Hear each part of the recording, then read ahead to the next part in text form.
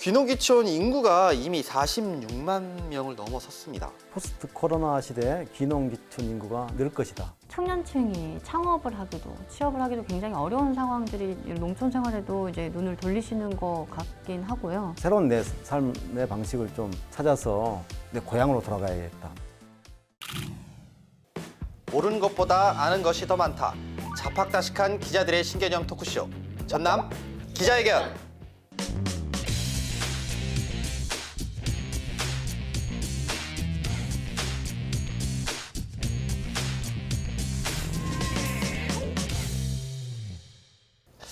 자, 이제 본격적인 여름 휴가철입니다. 뭐 혹시 다들 여름 휴가 어떻게 뭐 계획하신 거 있나요? 무계획. 자전거 여행? 자전거 여행은 혼자밖에 갈 수가 없잖아요. 네. 가족끼리 같이 갈 곳을 그냥 집 근처, 그러니까 대전, 충남, 충북 그 근처에서 여행을 어디 산으로 갈까 그런 구성만 갖고 있지 구체적으로 어디를 가겠다 이런 계획은 없어요 아직. 어때요? 저는 낚시. 갈치 낚시. 8월 중순. 되게 입맛 따시면서 얘기를 하는 것 같은데. 많이 먹고 오려고. 아니 어디 가실 거예요? 저는 솔직히 이제 코로나 발생하기 전에는 네. 이제 막내도 이제 좀 컸겠다. 이제 좀 이제는 맡겨놓고 아이들을 좀 맡겨놓고 부부 둘이서 좀 이렇게 해외를 갔다 오자라고 계획을 딱 세웠는데 올해 2월달에 이렇게 대대적으로 이렇게 빵 터질 줄 몰랐죠.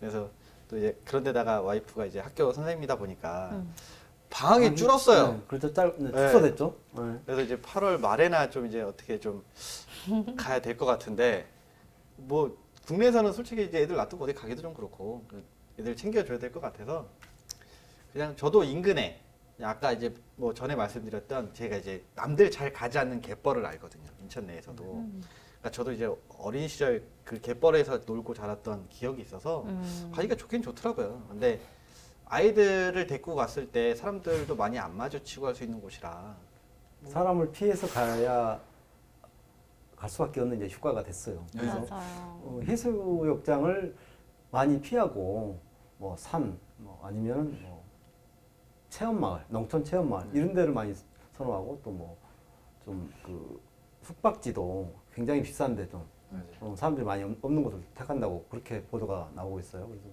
뭐 또 뭐 차박을 하는 사람들도 있고, 네, 캠핑을 하는 사람들도 있고 뭐 그렇게 여러 가지 캠핑 형태가 달라진다고 그래요. 를 구매하시는 분들도 생각보다 많이 늘으셨더라고요. 네.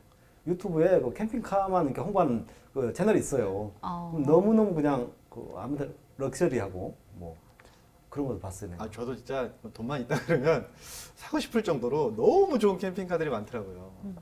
그래서 진짜 나중에 진짜 뭐 그런 일이 있을지는 모르겠지만 만약에 저에게도 좀 어느 정도의 여유가 좀 생긴다고 하면 하나 정도 구매를 해서 가족들하고 다니는 것도 애들 더 크기 전에 뭐 크면 와이프랑 둘이 다녀야죠. 저랑 그때는 놀아줄란가 모르겠지만 좀 많이 이제 사람들의 관심이 농촌으로 돌리고 있어요. 사실 뭐 귀농귀촌 얘기뿐만 아니라 이제 뭐 여름 휴가도 그렇고. 맞아요.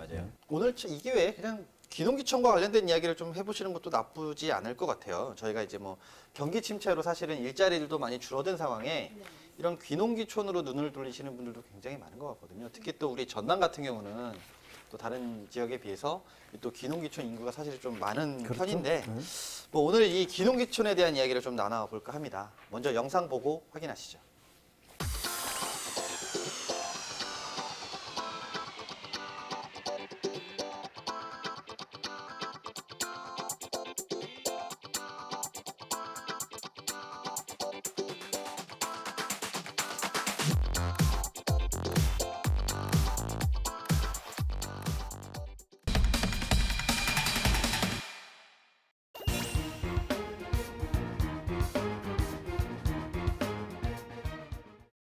네, 저 귀농귀촌 인구가 이미 46만 명을 넘어섰습니다.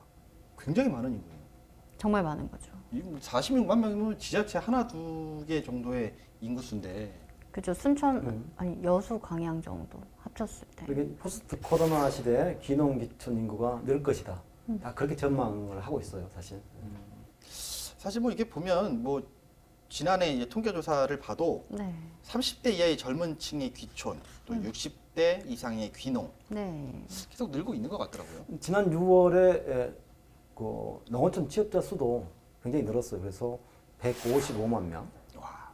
통계청 수치가 그렇게 나오는데 전년 그러니까 작년 지난해 같은 달보다 약 3.6% 5만 4천 명 정도 늘었어요. 그래서 굉장히 이제 귀농 귀촌 차원이 아니라 이제 이분들은 취업을 농림어업으로 이제 그 분야로 취업하신 분들이죠. 그러다 보니까 주로 이제 뭡니까 농촌 지역에 이제 근무하게 되는 것이죠. 그러니까 우리가 지난 시간에도 다뤘듯이 청년층이 창업을 하기도 취업을 하기도 굉장히 어려운 상황들이 이제 지속이 되다 보니까 이전에는 관심이 거의 없었던 이런 농촌 생활에도 이제 눈을 돌리시는 것 같긴 하고요. 특히나 이제 뭐 부모님이나 조부모님들이 이제 고향에 계시는 분들, 지방에 계시는 분들은 더 쉽게 선택을 하게 되시는 분들이 있지 않을까. 뭐 이게 뭐 어쨌건 전남 자체가 뭐 우리 옛날부터 이제 농도 예. 예, 이런 얘기들 너무 많이 하셨던 곳이라 다른 시도보다 이런 여건은 그래도 좀 잘 갖춰지지 않았을까요? 새로운 내 삶의 방식을 좀 찾아서 내 고향으로 돌아가야겠다. 뭐 이렇게 그쵸. 할 수도 있고 특히 전남 지역의 출신들이 수도권에 제일 많이 있지 않습니까? 맞아요. 근데 이제 이분들이 또 나이도 이제 들고 그래서 조금 이제 어떻게 보면 눈높이를 이제 좀 낮추면 되지 않습니까? 그래서 뭐 고향에 대한 향수도 있고 그래서 생각을 앞으로 이 귀농 귀촌 인구는 늘어날 것이라는 게 뭐 정부나 뭐 각 기관들의 공통된 전망입니다. 여기 이제 지자체 차원에서 워낙 좀 다양한 다채로운 계층별로 뭐 이렇게 귀농 귀촌 지원 정책들이 있잖아요. 예를 들면 이제 주택 지원도 하게 되고 그다음에 농업인들 예비 농업인들 이제 모셔다가 교육부터 이제 농업의 어떤 수익 구조, 마케팅, 종합 컨설팅 이런 교육들까지 다 진행을 해주시기 때문에 맞춤형 지원 선택을 해서 좀 귀농을 더 이제 전남이 좀 각광을 받게 되지 않았나 이런 생각을 하게 됩니다.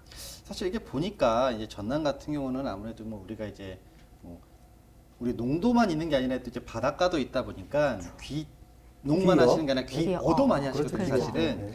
그러니까 뭐 이런 것들을 전체적으로 좀 봤을 때 지난해 결과를 가지고 좀 이렇게 통계가 좀 나왔더라고요. 네네. 근데 보니까 전남 고흥군이에요. 맞습니다. 거기가 제일 높더라고요. 예. 뭐 그만큼 잘 돼 있다는 소린가요? 고흥이 1등을 했는데 이제 통계로 보면은 지난 2018년보다 2019년 1년 동안 귀농인이 고흥에 이제 귀농하신 분이 4.6% 가량 늘었다고 해요. 그래서 이제 1위가 된 건데 숫자로 보면 그렇게 많진 않아요. 176명 정도 된다고 비율로? 하는데 비율로 보면 4.6%고. 근데 이게 어쨌든 전국 1위라는 거는 큰 성과라고 볼 수가 있고 제가 이제 고흥에 귀농귀촌 행복학교라는 곳을 이제 취재를 했는데 여기는 이제 안 쓰던 이제 폐교를 리모델링을 싹 해가지고 예비 귀농인들을 입주를 시키는 거예요. 그래서 뭐 살 공간도 임시 거처를 마련을 해주고 거기서 이제 전원 생활을 이제 준비도 하면서 자기 집 살 곳들도 이제 알아보러 다니시면서 뭐 농업에 대한 뭐 이해, 이론 교육, 실습 교육도 다 좀 지원을 하고 이런 것들이 좀 어느 정도 이제 성과를 거두게 된 게 아닐까. 한 번도 농촌에서 살아보지 않은 사람이 귀농을 하려면 여러 가지 시행착오를 겪을 수밖에 없습니다. 때문에 귀농학교는 귀농인의 삶을 미리 배워보고 다양한 농산일도 체험해보는 프로그램으로 운영될 예정입니다. 귀농인의 어려움을 이해해보자는 취지에서 시작된 사업이기 때문에 주택자금이나 농가 주택 수리비, 영어 정착금 등 다양한 예산 지원도 더해집니다. 고흥 귀농귀촌학교 1기 교육생은 귀농을 결정한 이후 걱정이 많았지만 장목별 재배 교육부터 농촌 생활까지 다루는 맞춤형 교육이 만족스럽다고 말합니다. 실제 오프라인에서 이렇게 교육을 받으니까 아주 현실적으로 와닿는 그런 교육이기 때문에 철저한 마음의 준비와 또 실천할 수 있는 그런 좀 각오가 생기고 너무 좀 안정적이고 기분이 좀 좋은 것 같습니다. 그러니까 뭐 최근에 보니까 그런 것들 좀 있었어요. 그러니까 뭐 전남에서 한 달 살아보기, 네. 뭐 이런 식으로 해서 이제 귀농귀촌 뭐 인구들을 좀 늘리기 위해서 뭐 도와 스물두 개 우리 지자체들이 좀 이렇게 협심을 해가지고 좀 준비를 하고 있더라고요. 네. 또 이래서 보면 이것 역시도 뭐 어떻게 보면 이제 우리 지역의 인구를 좀 늘리기 위한 그리고 그만큼 간접적인 홍보도 되지 않을까. 그렇죠. 그래서 이제 고용 창출의 어떤 마중물 역할을 이런 시책을 통해서 추진한다 이런 뭐 취지를 갖고 있죠. 예. 뭐 어떻게 보면 이게 뭐 인구 절벽으로 지금 가장 머리 아픈 전남에서 또 하나의 해결책 중, 뭐 대안 중 하나로도 봐도 되겠죠. 그러면. 일단 그 적응을 하고 그렇게 먼저 살아보기를 통해서 적응을 하고 또 정을 이렇게 어떻게 보면 정을 붙이고 그걸 통해서 이제 성공적으로 안착할 수 있도록 하는 그런 역할을 하기 때문에 뭐 이런 제도는 계속 시도해 범직한 시책이 아닌가. 근데 이제 저희가 좀 우려되는 부분은 이런 베이비 부모들이 귀향을 했을 때 이미 나이대들이 좀 있으시다 보니까 네. 뭐 이제 좀 어떻게 보면 재정 문제 이런 것들이 좀 걸리더라고요. 그래서 소득 어떻게 안정적인 소득을 창출할 것인가. 이게 그분들의 어떻게 보면 그 귀농하는 분들의 그 성공과 실패를 좌우하거든요. 그래서 뭐 소득 문제가 해결 안 되거나 이러면 뭐 2, 3년 있다가 다시 도시로 다시 돌아가는 뭐 그런 사례도 많거든요.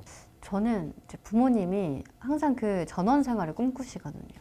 그래서 아빠한테 물어봤어요. 아빠 그러면 은퇴하면 어디에 가서 사시고 싶으세요? 하니까 담양, 지금 광주 사시니까 담양 정도를 얘기를 하시는 거여서 왜 담양을 가려고 하냐 물어봤더니 의료 인프라 그리고 그동안 쌓아둔 어떤 인간관계가 지속이 되려면 그래도 조금은 가까운 데 살아야 되지 않겠니? 라고 얘기를 하시는데 사실 일자리도 물론 중요하지만 청년들도 일자리를 가장 먼저 생각을 하지만 바로 그 다음 이런 의료 인프라, 그 다음에 문화 여가 시설 이런 것들이 같이 좀 확충이 되어야 이분들 은퇴자분들이 확실히 뭐 귀촌을 기여를 이렇게 선택을 하실 때 훨씬 더 좀 유리하지 않을까.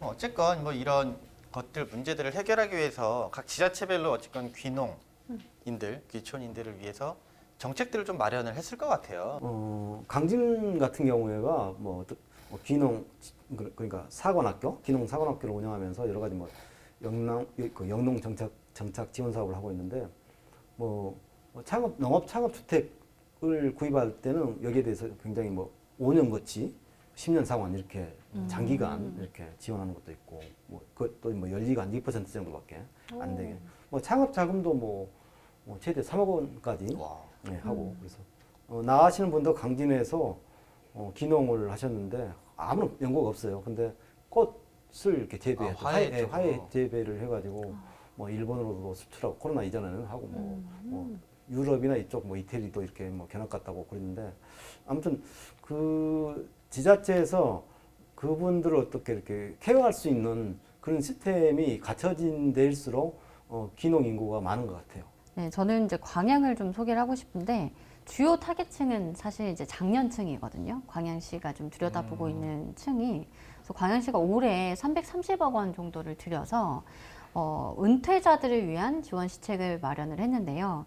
뭐 세부 사업으로는 이제 귀농 창업, 그리고 주택 융자금 지원, 또 신규 농업인 기술 교육, 또 농어촌 주택 개량 지원, 그리고 또 은퇴자분들이 너무 좀 심심하실 수도 있으니까 사회공헌 사업으로 해가지고 은퇴자의 재능봉사로 청년 취업 멘토링 사업, 그리고 뭐 도립미술관이 또 광양에 들어서잖아요. 그래서 도슨트 교육 18개의 사업 정도를 지금 마련을 했다고 하거든요. 그래서 정말 광양시가 전반적으로 다 잘 본 거죠. 그래서 주택부터 해서 일자리부터 해서 문화 여가까지 총체적으로 좀 준비를 하고 있지 않나.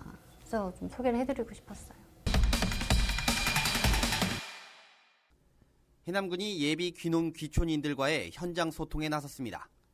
안정적인 귀농 귀촌을 위한 지원 방안을 논의하고 준비 과정에서 어려웠던 점들을 직접 듣기 위해서입니다. 참석한 예비 귀농 귀촌인들도 정책 건의는 물론 어려운 부분에 대한 이야기를 가감없이 전했습니다. 집 문제. 제일 먼저 찾는 곳이 인터넷 쪽이니까요. 인터넷 거쳐서 그다음 농업진흥청, 귀농귀촌센터 다 통해가지고 하는데 말씀하신 대로 해남 쪽은 없어요, 솔직히. 귀농한다 해서 지금 현재 있는 이 농민들하고 경쟁력도 무지하게 많이 떨어지고 그래서 당장에 어떻게 할 수도 없고 너무나 어려운데 그래서 차라리 귀촌을 유도를 해서 귀농화 시키는 그런 정책이 더 나을지 않을까요? 해남 지역은 지난 2013년 이후부터 매년 2,000명 가까이 귀농귀촌하고 있습니다.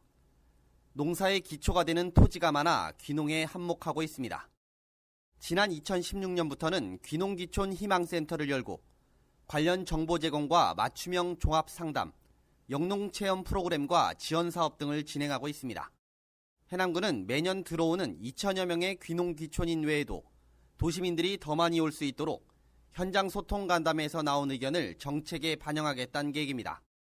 지금 좀 많이 지금 바뀌고 있는 것은 사실이고요.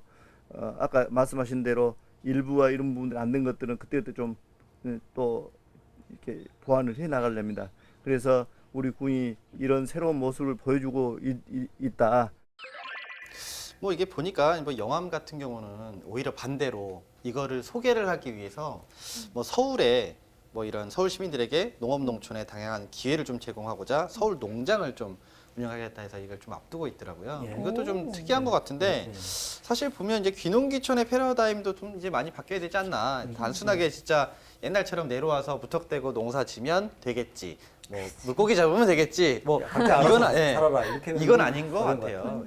이제 뭐 근데 영암도 참 좋아요. 왜냐하면 영암 월주산 자락이 이렇게 남쪽으로 딱 이렇게 네. 있지 않습니까? 그러면 그 밑에 이렇게 밭이 있고 논이 있고 또 집들이 있거든요. 굉장히 경치가 영암 월출산 같은 경우에는 뭐 남도의 금강산 이렇게 얘기하지 않습니까? 근데 그런 경관, 그 빼어난 경관과 거기에 어떤 그 정착이 사는 그 한옥마을들이 굉장히 많습니다.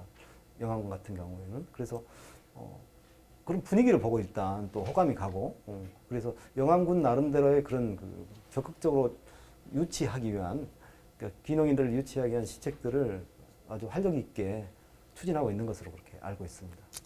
참 우리가 앞서서 좀 이 귀농귀촌의 어려운 부분들을 좀 먼저 짚어봤고 그리고 지금은 이제 우리 지자체들이나 또 이런 부분들 좀 잘 하고 있는 부분들, 눈에 띄는 부분들 그리고 좀 필요한 부분들도 좀 얘기를 했었는데 우리 추가적으로 더 뭐 이런 부분들은 좀 이런 귀농귀촌 하시는 분들을 위해서 좀 우리가 좀 준비를 해야 되지 않겠냐? 혹시 따로 생각하신 것들 없으신가요? 그러니까 기존에 하는 작목을 가지고 영농을 하면은 어렵다는 거죠. 뭐 마늘, 양파 이런 걸 재배해가지고 거의 이렇게 농산물은 과잉 재배가 되면 결국 가격이 폭락하고 그러니까 그래서 일부 이 전문가들은 그런 그 제안을 해요. 생태 농업을 하자. 그래서 요즘 그런데요. 한 그 농경지에다가 여러 작물을 심는 거예요. 섞어서 심으면 일종의 뭐 이 철 따라서 이렇게 그 한 밭에서 그걸 다 채취할 수 있지 않습니까? 1년 내내. 그러다 보니까 식물끼리 서로 이렇게 보완도 되고 병충해도 더 오히려 더 훨씬 줄고 감사하고 그리고 거기에 대해 또 닭 이런 걸 키우는 거예요. 맞아요. 그래서 네, 그건 봤어요. 친환경 어떻게 보면 벌레도 닭, 잡아주고. 계란, 예. 그래서 뭐 싱싱한 달걀도 먹을 수 있고 이제 뭐 키워서 자기가 직접 저기 하는 그렇게 할 수 있다는 그런 것 내용을 봤어요. 근데 좀 특이한 것 같아요. 마지막으로 혹시 하실 말씀 더 있으신가요? 저는 없습니다. 귀농귀촌에는 별 생각이 없으시고. 경북권이 인구도 많고 서부권에서 비해서 인구도 많고 또 이렇게 경제력을 갖추고 있으니까 사실은 그거 저기 같아요. 하죠. 우리가 전 시간에 얘기했던 청년 일자리, 그다음에 우리 지금 얘기하고 있는 귀농귀촌, 사실은 다 일자리 문제거든요. 결국은. 그렇죠. 일자리와 이제 연계가 되죠. 또 거기에 인구 증가까지도 분명히 맞물릴 수 있는 문제인 것 같은데요. 결국은 뭐 우리 지역이 잘 살기 위해서는 사람도 늘어야 되고 거기에 맞는 뭐 안정적인 정책 지원 시스템도 그렇죠. 잘 갖춰져야 되지 않을까. 그러니까 뭐 블루 이코노미 이 전남이 하고 있는 핵심 전략 시책 이게 한국판 뉴딜 정책하고 거의 그 핵심을 다 꾀를 같이 하거든요. 어떤 일자리 창출 그리고 뭐 도시인 유치 이것과 친환경 같이 에너지까지 또 다 연동돼 있는 거죠. 예. 결국은 그거 같습니다. 뭐 우리가 지금 그동안 얘기했던 모든 것들이 답일 수도 있고 또 여기에 더해져야 또 제대로 된 뭐 정책이나 이런 것들이 좀 입안되지 않을까라는 생각을 좀 해봅니다. 뭐 오늘 이야기는 여기까지 좀 해보고요. 저희는 다음 주에 다양하고 좀 더 흥미로운 주제를 가지고 말 그대로 저는 좀 더 깐죽거릴 거고요. 또 끝까지 파주실 거고 끝까지 물고 한번 늘어져 보겠습니다. 뭐 오늘은 여기까지 마치도록 하겠습니다. 지금까지 전남 기자회견이었습니다. 다음 시간에 다시 만나요.